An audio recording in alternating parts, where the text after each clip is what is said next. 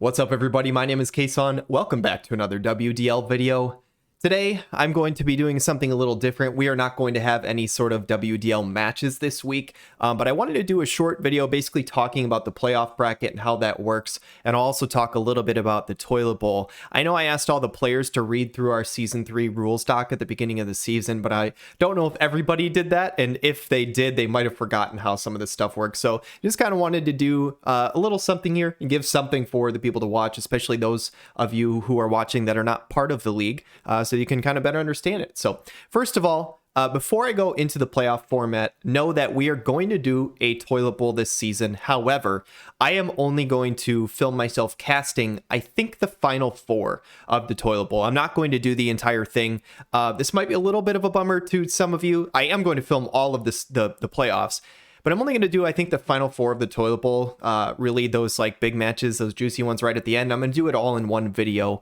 The reason for this is just because this takes a lot of time every week for me to do and cast a lot of these matches and stuff like that. And honestly, the playoffs kind of give me a little bit of a breather, a little bit of a break, because there's not nearly as many matches to cast. And if I'm also doing the toilet bowl, then it's really not much of a break because it's still a ton to cast. So I plan on doing the final four of the toilet bowl, throw it all in one video, and then really put an emphasis on the playoffs and try and make that really exciting. I'll do one video per week for that for each round. So that's kind of gonna be how it goes. Anyway, taking a look at the document I have on the screen, obviously you can't see all of it, but this is our Season 3 rules doc that I established before the season started. And as it talks about here, battle schedule and standings, stuff like that. This stuff you guys already know. You get 3 points if you win the series, obviously. You get a point if you get a mitigated loss. But talking about playoff seeding here. So after 9 weeks, the playoffs will begin. Top 5 point leaders from each division will qualify for the playoffs. So I've mentioned this before, how the top 5 from each division make the playoffs, but I've mentioned how the top 3 have kind of a special advantage. This talks about right here. They will receive a first round bye. So seeding tiebreakers before we go into the playoffs, just so you guys know and have some transparency here. Head-to-head record is our first tiebreaker. If it is just a two-way tie, whoever won the head-to-head wins. It doesn't matter what your total plus minus is. There's like a hair in my eye or something. Anyway, it doesn't matter what your total plus or minus is. Whoever wins the head-to-head wins that tiebreaker and gets that higher seed. If the head-to-head is a three-way tie, we do look at all the head-to-head records. So it talks about here the examples. Basically, if player A, B, and C all fight against each other, if player A beats B, B beats C, and C beats A, call it, you know, a little cycle, a little circle or whatever, then we essentially ignore the head-to-head and go to the next tiebreaker. However, in a three-way tie, if one team beats both of the other teams, obviously they would be first. And then depending on who went 0-2, they would be last, and that's how we would structure it. But again, if it's all 1-1 or something like that in a three-way tie, then we would go down to total wins. Now, this is different than last season. Our second tiebreaker last season was first, how many series 1 lost you won. So the difference here is now it is games plus minus. So again, the first thing, let's take a look. We'll say there's 3 teams who all have 17 points. Okay. So they're in a three-way tie. Let's say those 3 teams all beat each other in a little triangle, right? A beat B, B beat C, C beat A. The next thing we look at is the total games plus or minus. And the biggest difference here will be those teams that won more series 2-0 compared to 2-1 are going to basically get an advantage here. It's a little bit more of a convincing of a win. Even though it's not any more points, that is kind of the tiebreaker. Last season, we cared more who about won the series and then went to games plus or minus, but that really kind of makes mitigated losses not matter, because you would essentially need to have like 4 more mitigated losses than another team for it to matter, and I didn't want that to be the case. So total game wins is that second tiebreaker, and ultimately if we can't decide from there who wins the tiebreaker, which it is technically possible that we could run into that, what we are going to do is just literally a best of 1, not a best of 3, best of 1, and the opponents who are tied will perform a series of best of 1s, like round robin style, because if we ever get to this point, this means that we have at least 3 people tied against each other, and they will battle against each other on the Arena 3 map, and they'll basically do that over and over again until we can decide a victor. So if somehow after the first 2 tiebreakers there's 3 teams still tied, they will do a little round robin best of 1 on Arena 3 until we have decided who gets that, seeding tiebreaker. The bracket, though. So this is the main thing that I wanted to talk about, just so that you guys understand what's going on. Playoff rounds will be 5 in total, and this first round is the biggest difference compared to the other seasons that we've had. Season 1 was only 10 teams in total. We had 6 teams make the playoffs out of those 10. That felt like a lot to me personally. More than half of the league making the playoffs.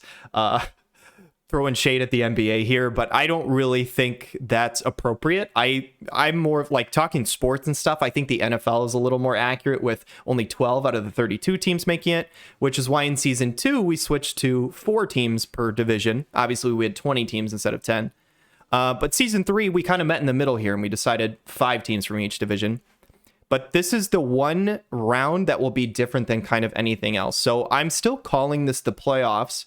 But if you ever watch the NBA, this is kind of a play-in round. So essentially how this is going to work is the 4th and 5th seed of each division will play against each other. So let's say, for example, in our Wazette division, we'll say that Gorokin is the 5th seed and Chisei is the 4th seed. I think as of right now, spoiler alert, hopefully you watched the video last week, that is how I think were sitting at the time, of that week. So Chisei and Gorokin would play each other as the 4th and 5th seed.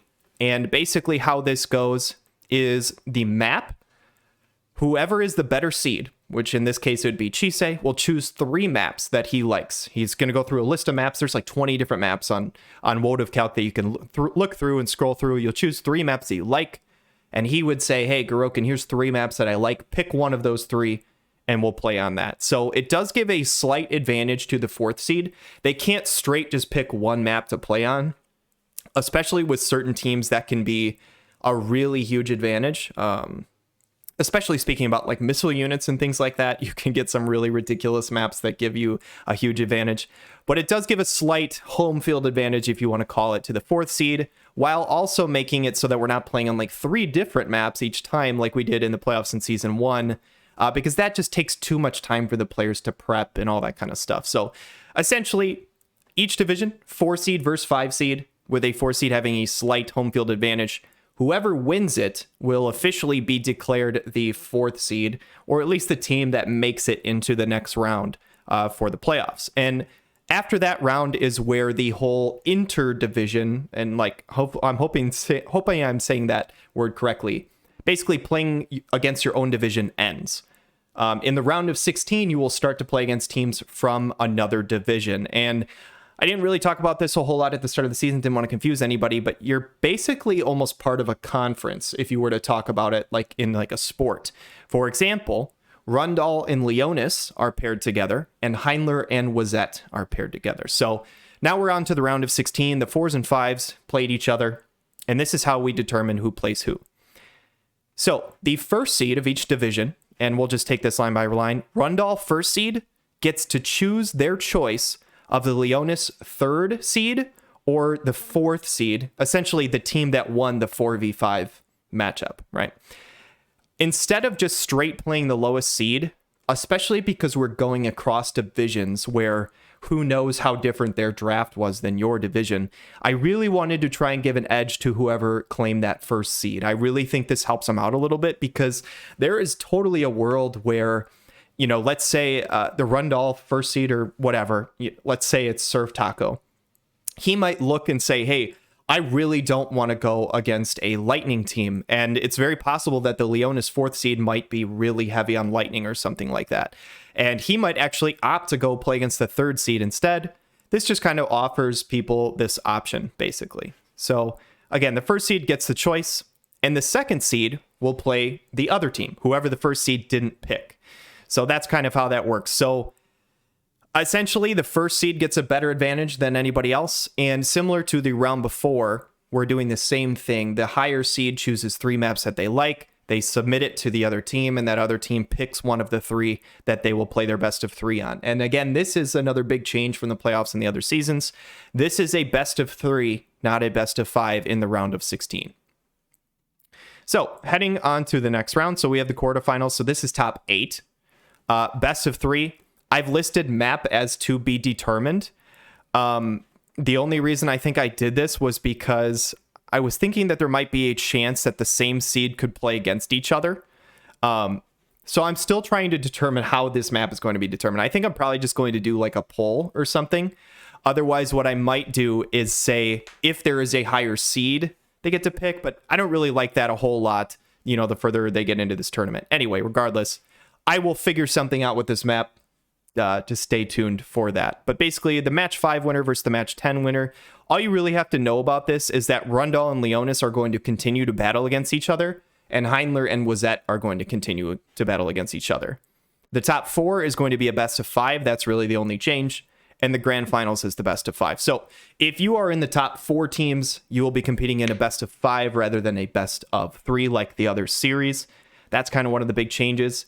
And we don't know which divisions we'll see it from, but we will see a team from either Rundle or Leonis versus a team from either Heinler or Wazette. So that is kind of how it works, guys. I hope this kind of made sense. Sorry if this was rambly or anything, but I did just kind of want to discuss this because the format of this is a little bit different than some of the other seasons. I really tried to work on a system that I thought would be creative and fun to watch and stuff like that, while also not having an absolutely insane amount of best of 5s, because I know best of 5s can be tricky, especially with the more teams you have. It's already a little tough to sometimes fit a best of 3 in a week, and to have to potentially battle 5 times against an opponent takes a long time.